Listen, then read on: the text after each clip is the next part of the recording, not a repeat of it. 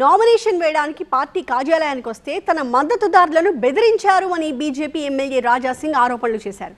ఎవరిని అధ్యక్షుడిని చేయాలో ముందే డిసైడ్ చేసుకుని తనను నామినేషన్ వెయ్యనివ్వకుండా అడ్డుకున్న పార్టీకి రామ్ రామ్ చెప్పి రాజీనామా చేశాను అన్న రాజా సింగ్ వ్యాఖ్యలకి బీజేపీ అధికార ప్రతినిధి రాణి రుద్రమ కౌంటర్ ఇచ్చారు. నామినేషన్ ఏనికి నేను వచ్చినాను. ఈ ఫామ్ లో 10 మెంబర్స్ కౌన్సిలింగ్ మెంబర్ సైన్ కావాలి. స్టేట్ కౌన్సిలింగ్ మెంబర్ ఇక్కడ వచ్చిన తర్వాత వాళ్ళకి ఫోన్ చేసి పోస్ట్ లో ఉంటావా సస్పెండ్ చేయాలా అని వాళ్ళకి బెదిరించి ఇక్కడ నుంచి పంపించేసినాం.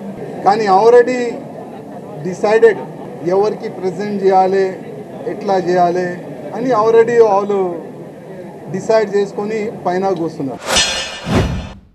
వారికి 10 మంది సభ్యులు సంతకం చేయడానికి 10 మంది సభ్యులు లేకపోవడంతో వారు ఉల్టా పార్టీని బదనాం చేసుకుంటా అబద్ధాలు చెప్పుకుంటా పార్టీ వారికి నామినేషన్ వేసేటటువంటి అవకాశం లేదని చెప్పి అబండాలు వేయడం జరుగుతోంది. ఇది ఇవాళ జరిగినటువంటి వాస్తవమైనటువంటి పరిస్థితి. నేను నా రాజీనామా మీ చేతికి ఇస్తున్నా, ప్లీజ్ మీరు యాక్సెప్ట్ చేయండి అని కిషన్ రెడ్డి గారికి ఒక లెటర్ ఇచ్చి వచ్చిన resign letter party.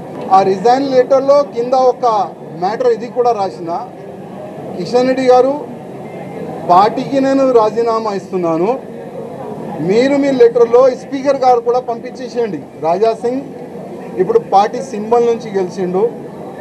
Raja Singh ఇప్పుడు బీజేపీ ఎమ్మెల్యే కాదు, ఆయనకి సస్పెండ్ చేయనని స్పీకర్ కూడా ఒక లెటర్ రాసిస్తే నేను దానికి సపోర్ట్ చేస్తాను.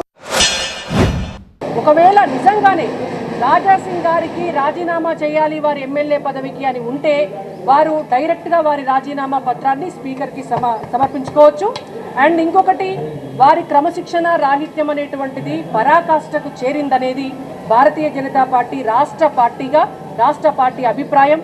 గతంలో కూడా అనేక సార్లు వారు క్రమశిక్షణతోటి ఉండకపోవడం వల్ల వారు సస్పెండ్ అవ్వడం జరిగింది. అయినా పార్టీ మళ్ళీ వారికి అనేక అవకాశాలు ఇవ్వటం జరిగింది.